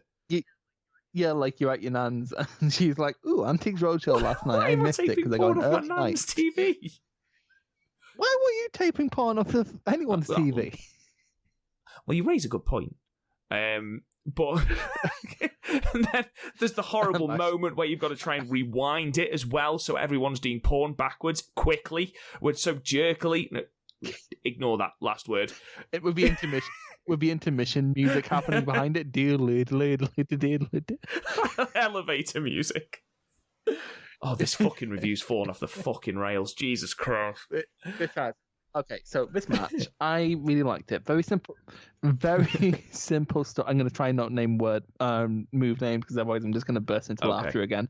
Very simple story. Basically, Mayu is smart. For most of it, Mayu is smarter but can't pick Himika up, and Himika is a big dumb brute but can pick Mayu up. It's basically like in Smash Brothers when I play as Bowser and my friend plays as Link. Okay.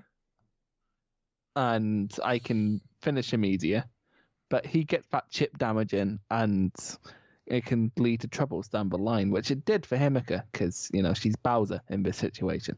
I agree with you. I agree with that situation. I agree with the entire dynamic, and I agree with. It was great until the end. It's not that. It's not that. What I'm saying is, Mayu is, absolutely the cleverer competitor. Absolutely fine with that. Himeka, as you put it, big dumb brute. I think she's... In the context of this match, fine, yeah. In the context of this, fine. Do you think that over the course of the match, Mayu did enough to grind down Himeka? Because the whole thing of Link and Bowser, if you want to use that as your basis for this, Link has got to do a lot to break down Bowser before he finishes him. I don't think Mayu did enough damage to Himeka to then finish her off with 2 suplexes. I think because it's something we used to kayfabe back in the day, because it's the only way we could explain the Great Khali. Where if a big person leaves their feet, they get so stunned that they lose. What? I've never let go of that mentality. So this ending didn't bother me as much as it bothered you. But I do agree I feel like it needed a third suplex. Yeah, that's what I mean. It just needed something else. That's all. I don't feel like maybe if she'd have done the 2 suplexes and then went for a moonsault. That'd have been perfect. I just feel like after all the building you've done of Himeka, you had for example, take the Jungle Micah match. Micah had built up the Sazanka in previous matches by finishing people off with it. Jungle then kicks out of it, makes Jungle look strong in defeat. I think if you've got someone who's top of the block, having been unbeaten, I think she deserves to kick out of something. And I don't feel in that there wasn't a closing stretch. It was just a closing stir. It just, in that closing, like I said, if there was 30, 40 more seconds, did I say before? This would have been brilliant.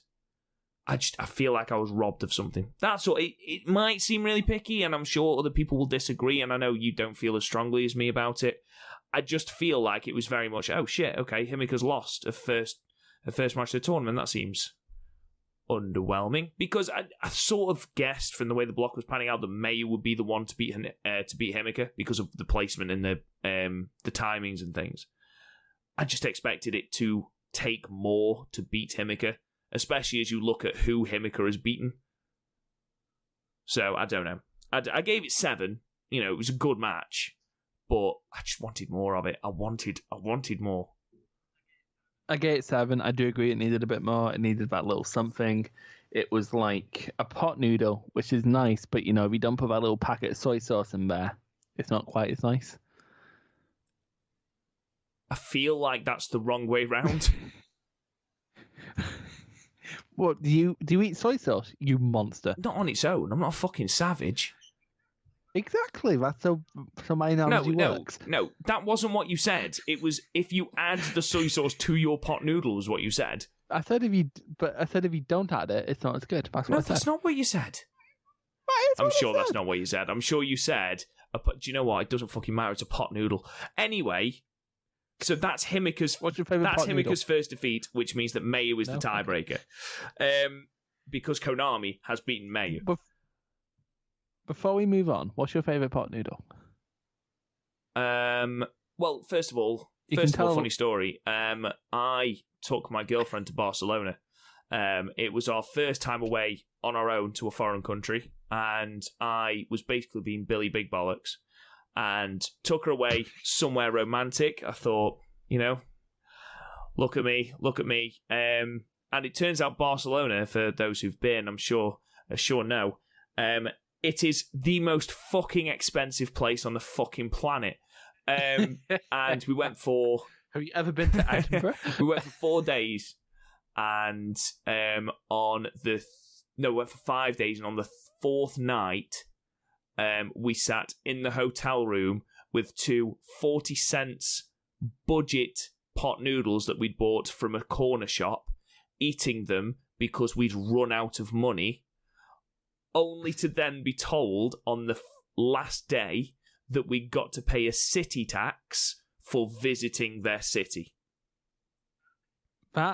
What? There's a couple of I know Barcelona does that. I think Rome do that as well. But if basically it's you visited our town, you visited our city, you're going to fucking pay for it. The problem was that while we were going around Barcelona, we didn't know there was a public public transport system. We thought we had to go everywhere by taxi. So of course that adds up. And on the last day, we found out there was an underground station that connects everywhere in Barcelona. It costs you €1. I was absolutely livid. Did you not Google this before Mate, it was going? in Spanish. I don't read Spanish. There will be an English Google Translate. I mean, to be fair, it was 2013, 2014. So I was only like 23. So you can't fend for yourself at 23. I was only around 16. Fuck off. So in answer to your question, my favourite pot noodle is Spanish Depression, which I think is probably the flavour of pot noodle I was eating in Barcelona. I am partial. Well, there's two. There is the partial one that's sometimes on offer in Asda, and it's like Hussein duck, and I like that. Sometimes katsu curry, lovely. But if I'm going traditional normal pot noodle, either beef and tomato, because yum, or mushroom and chicken, because traditional. Again, for those who are listening from outside of the UK, pot noodle are basically they're horrible crispy noodles in a pot that you pour hot boiling water onto, and they taste like absolute shit. I literally only ever eat them when I'm too depressed to cook anything else. They're literally the best hungover food. Oh, no, the best hangover food is... a Mackey's breakfast. Actually, well, yeah. It's the worst hangover I've ever had, and the worst part is I didn't even get to go to sleep first. I went out with my friend to my other friend's gig, and then we just spent the night at Edinburgh. Went back to his flat. Looked at class was at 9. Looked at my phone. It was like 7. It takes about an hour and a half to get from that side of Edinburgh to college. So I was like, fuck my life, I guess. I'm just going to go straight in and get my breakfast and bear the day. And it was lovely. It was like haggis and bacon and tatty scone with brown sauce, and it was lovely. Are you just stringing together all the most Scottish words in the world so that none of us have got a fucking clue what you're on about? What is a tatty scone? Potato scone. Right. So for a start, it's potato scone. And secondly, is that just like a flat piece of potato? Kind of, but not really. And I want you to explain to our... Oh, there was also square sausage on it. Yeah, that does sound nice, to be fair. I would like you to explain to everybody else what the fuck haggis is. Oh, it's wonderfulness. It's sheep's stomach lining. I mean, like, yeah, you want to get technical about it. At no point has anyone looked at a sheep and gone, do you know what the tastier bit of that is? The stomach. But I got in, like, and I remember I text my... Who was it? It doesn't really matter who I texted. I don't know who your friends are. Yeah, and I was like, see, don't go to bed. No hangover. I found the solution, and then I died for the rest of the day. Well, that's like the age-old question. If you don't go to sleep, do you still get morning breath? I didn't risk it. I didn't have my toothbrush, but like I ate so much gum that day until I could brush my teeth. 18 packs of chewing gum. Yeah, like so many packs of chewing gum. Anyway, I got in, I was eating it. I was just about to die because earlier I'd went into a Subway and I was like, I can't take this. I'm just gonna go into a Subway. And the guy in front of me had like mayonnaise on it, and I'm not the biggest mayonnaise fan. I was like, any chance you can clean the mayonnaise off? He put the knife underneath his armpit to clean it. I'm like, right now. And he was like, why are you leaving? And he legitimately asked, he's like, why am I leaving? And I was like, I did not have the energy to talk more than the food I wanted. Anyway, I got in, eating it. We'll get back to Stardom in a second. I was eating this roll, and this guy walks in. It's the biggest Smiths fan you've ever seen. Like, he was a proper Morrissey stan. And he walked in. I went, oh, come on, man, meat is murder. I'm like, I will fucking murder you. I am not in the mood for this bullshit right now. Anyway, let's move on. Well, main event. Match 8. Blue Stars action, and Momo versus Utami went to a time limit draw, going the full 20-minute time limit. This had the potential to be a 10 out of 10. This should it really did. have been a 10 out of 10. And I'm not going to lie, Chris, and, you know, we seem to be repeating quite a few things on this podcast. This is another match that really didn't benefit from the time limit having been increased 5 minutes. It just, there was no sort of urgency, especially for the first 10 minutes was slightly dull.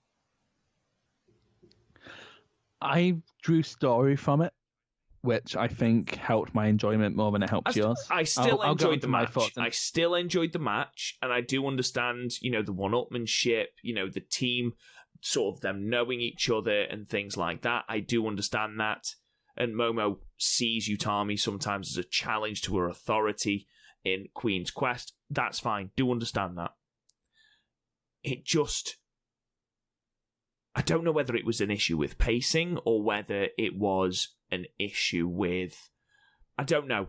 There was just bits of this match where stuff seemed to happen in slow motion.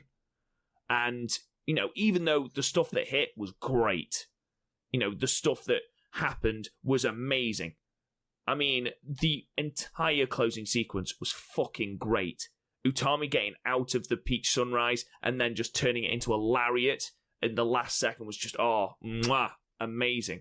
And there was some great bits, but it didn't seem to quite all link up to be the outstanding match I wanted it to be. And I think ultimately I was just a little bit disappointed it wasn't the instant 10 out of 10 I was assuming it was going to be.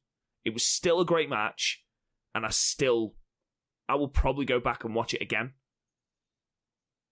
But it wasn't quite the banger that I wanted to end on. And I think that's what sort of disappointed me a little bit. Still a good match, though. This match reminded me of two matches from earlier in the year. Ayatsushi Shida versus Naonomura from All Japan. And then from Pro Wrestling Noah, it reminded me of Suzuki versus Nakajima. Just in the way it escalated, this started as sort of like a spar between stablemates. Yeah. Like that technical exchange at the start, and then it steadily got more intense and more intense and more intense the closer we got to the time limit. Like, you saw that German into the corner happen. Like, I like that. I think both matches have a ceiling because at a certain point it's obvious that it's going to a draw. I think as soon as there's more emphasis put on the time limit, it's sort of obvious it's going to a draw. But by God, I still really enjoyed it. I gave this the same score I gave those two to give a spoiler. But yeah, I really liked it. I really liked how both women were visibly more desperate the deeper into this match we got, because they'll be damned if they're going to lose to each other. Because while they might be friends, they're prideful at the end of the day. And just the bomb throwing, I just love a good bomb fest. And those knees by Momo near the end, Jesus. There was a moment, there was a very, very clear moment where Momo sort of clicked into, right, I need to fucking connect with some of these now. Yeah. I don't know. I know. I think it worked more than I knew this match would be good, but I sort of know the sort of limitations the 5-star puts on people and the kind of match people wrestle in the 5-star. So I didn't go in thinking this match would live up to the full potential of the matchup. I know. And I think I'd sort of kidded myself. Not necessarily kidded myself, but I think I'd sort of built up my expectations when I saw what the main event was and when I realised what they were main eventing that night with. They're going to give it time. It's going to be an absolute banger. You've got Momo, whose strikes are just incredible. You've got Utami, this amazing powerhouse. You know, they're stablemates. They're, we've seen that they've got incredible chemistry. There was little flashbacks to, I saw on Twitter, and I can't remember who said it, and I'm really, really sorry. I'm sure, please tell me it was you, if it was you, who mentioned the fact that they were wearing the masks they wore when they won the Goddess of Stardom titles. They've got chemistry. And I don't know. I think I'd built it up in my head too much as being a belter. And then I watched it, and I agree the build-up was great. The escalation was great. It just took too much time to get there. The first 5 minutes, okay. And then maybe the last, 6? If we'd put them together without, the middle bit of sort of nothingness, it would have been an easy 9, pushing a 10. But there was just moments where I felt like we were sort of playing for time. And it's the issue that we've had with the other 20-minute time limit draw in this tournament. I don't know. Maybe I'm being too picky. It was still a good match, and I will repeat that. I'm not being negative about the match. It was a very, very good match. I just feel like there was more to be had. Whereas I was a bit surprised that Himeka versus Saya went to a time limit draw, this was the perfect match to go to a time limit draw. I just think they suffered with it being 20 minutes. I think it was a bit too long. I do also, because when you think about it, Stardom main events normally go about 18. Yeah, it's a long time, 20 minutes. Yeah, we were sort of blown away that Tam and Julia went 28. And when you think about it, that's what most G1 main events go to. Oh, upon me. So, it's... I'm not saying it's out of their comfort zone. I'm pretty sure they both went 20 minutes in the past. But at the same time, yeah, this was another sort of victim of the 20-minute time limit. But I did enjoy it more. I didn't mind the middle. Nothing overly standout happened in the middle. It was more just steady escalation. But, that bridge is necessary for the escalation. So I'm completely fine with it, especially when I went to the outside. I'm not. Again, I didn't have the preconceived notions that you did, so it hurt the match less for me. I still feel we're going to give it a similar score, but I did really enjoy it. It's probably, I'm trying to think what beat it. Jungle versus Utami beat it, and so did Starlight versus Mayu. But this is probably my third favorite of the tournament. I think Konami versus Mayu beat it as well. This is sort of on equal pegging to that for me. It's that the Konami Mayu match and the Himeka Saya match. They're sort of joint third right now me. Fair enough. So did you give it 8 as well? I gave it high 8, low 9. I gave it 8. So we're not too far away from each other. It was just, like I said, I think I did my own self down by assuming it was going to be an instant classic. I've done that. I've definitely done that before. Yeah, I think every wrestling fan has done that before. Yeah, I've done it earlier this year. I did that with Jake Lee versus Miyahara. And stop it.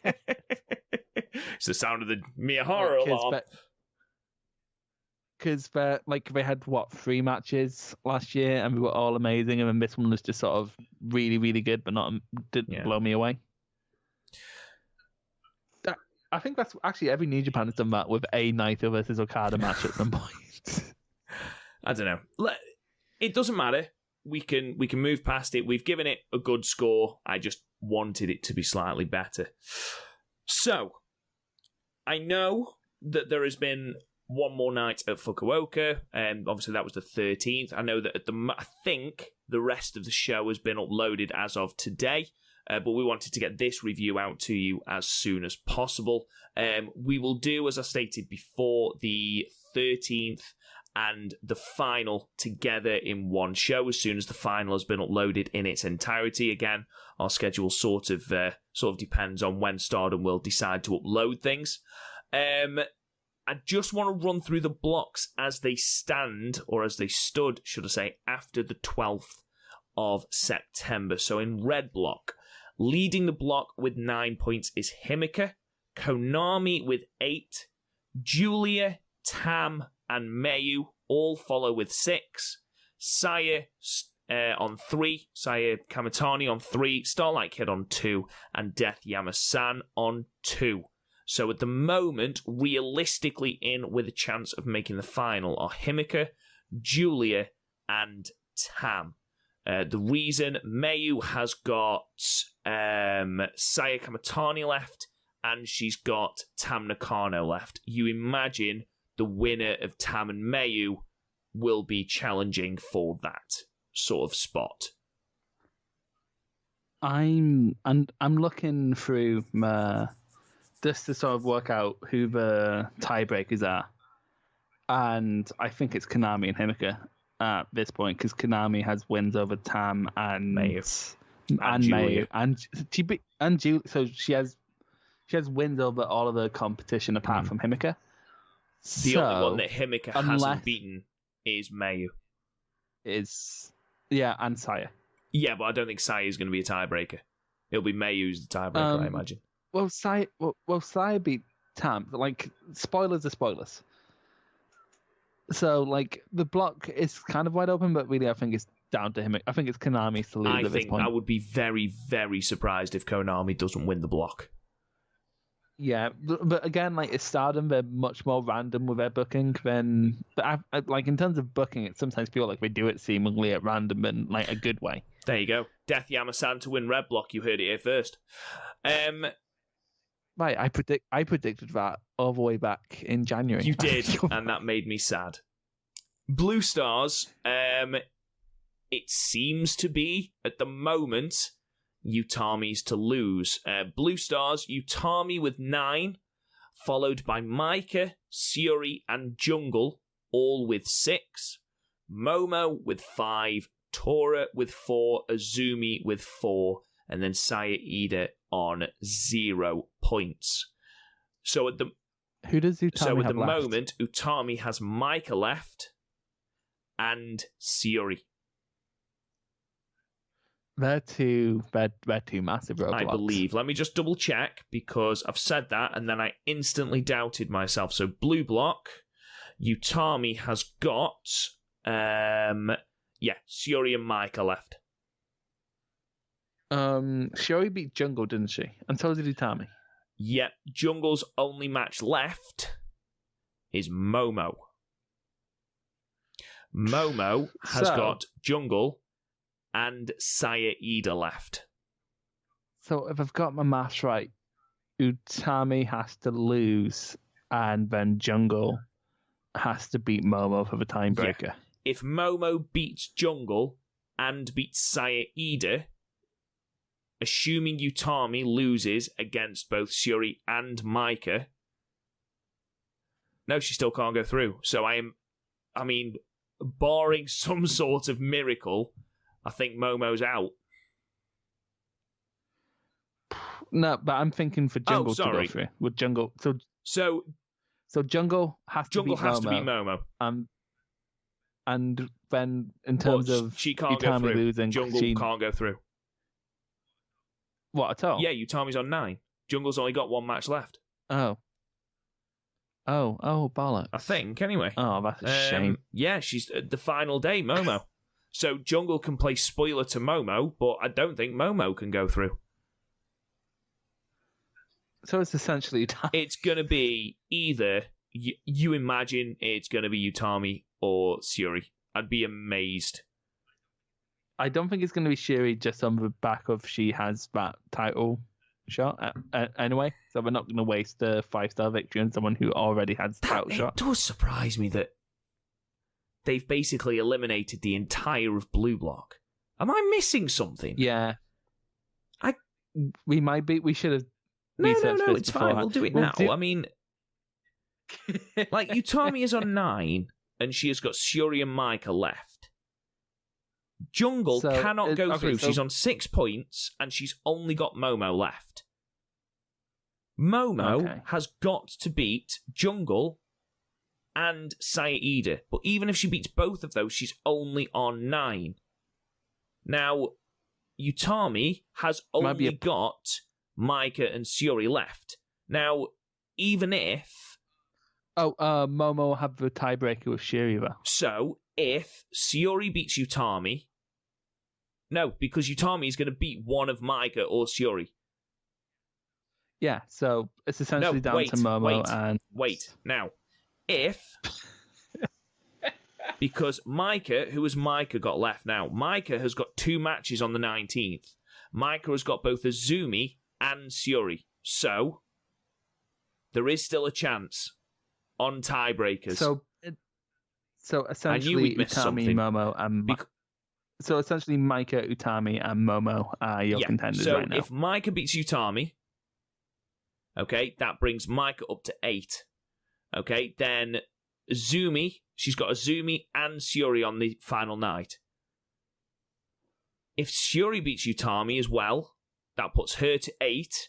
Utami is still on 9. If Momo then beats Jungle and Saya Ida, that puts her up to 9, and she will have the tiebreak victory over Shiori. So she will go through over Utami. Math is fun, isn't it? Jungle is out, though. Jungle can't go through because she's on 6 points. She's only got 1 match left. However, she can spoil it if she beats Momo. I am heartbroken. So the only people logistically that can go through are Utami, Maika, Momo, Shiori, Maika. and Momo. Still, like, to be honest, when you look at it, just in terms of, like, going through, because now every result matters, like... Massively. Which is exciting. Whereas you think about it going into the G1, look, I found a few matches last year in B block, the only people who could win were Naito and White. Yeah, because Mayu's on 6, she's got 2 matches left. She's got Saya Kamatani, so if she wins that takes her to 8. If she beats Tam, that takes her to 10. And then she does, because she beat Saya and not... So assuming Himika can't get over the loss to May. So Himika's last match on the block final, or the final day, should I say, is against Konami. Which is a Konami's final matches are Death. Which is a win. Well, we don't know that. And Himika. So, Konami, if she wins both, she's won, she's through. Nobody can catch her. If Death manages to pull off the surprise of a lifetime, Konami has to beat Himika. If she beats Himika, she will go through. I think she's the exact type who could beat Himika, though, because Himika doesn't exactly have good submission defense. I'd be very surprised if Konami doesn't beat Himika. Because even if Mayu then beats Tam and beats Saya Ida, Konami will still go through on the tiebreaker. You say that, but we were very surprised that Konami's the best thing about this tournament. She really is. She's great. To be honest, though, like, no one's been disappointing. No one. Well, I was going to say Death, but am I really disappointed? I was just going to say Death has done what Death does, and she had an absolute fucking banger against Mayu, so... I am actually disappointed in Tora, because I keep expecting more from her, but it never comes. I agree, actually. Tora, she's so good in ring. Thankfully, she can't go through either, because she's only got 2 matches left, and she can only get to a maximum of 8 points, so... If she was smart, she might have been able to go through, but, you know... Yeah, she isn't. Chains. Chains keep us together. Absolute tune, that. Fleetwood Mac. Anyway, let's stop it there, Chris. So, obviously, we've got 2 nights left of the 5-star, and I know that as some of you are listening, you will already know the results to the 13th of September show in Fukuoka, so most of this is completely irrelevant, but we've tried to avoid any sort of spoilers for results, so fingers crossed, we get some surprises when it comes to block final day and block finals on the 19th. Again, we'll be back whenever the final is uploaded in full. In the meantime, thank you for listening. Please go subscribe to the podcast wherever you get your podcasts. Subscribe. give us a 5-star review and a comment. Really, really does help the podcast out. Go and check out the website, www.podmania.co.uk, where you can check out all of our archived podcast episodes, as well as all of our match ratings. You can talk to us on Twitter at the StardomCast. Join the Facebook group, Podmania Podcasts. All the episodes are on YouTube as well. Go and check out The Real Podmania for that. I am at Real Rob Goodwin on Twitter. Chris, where are you?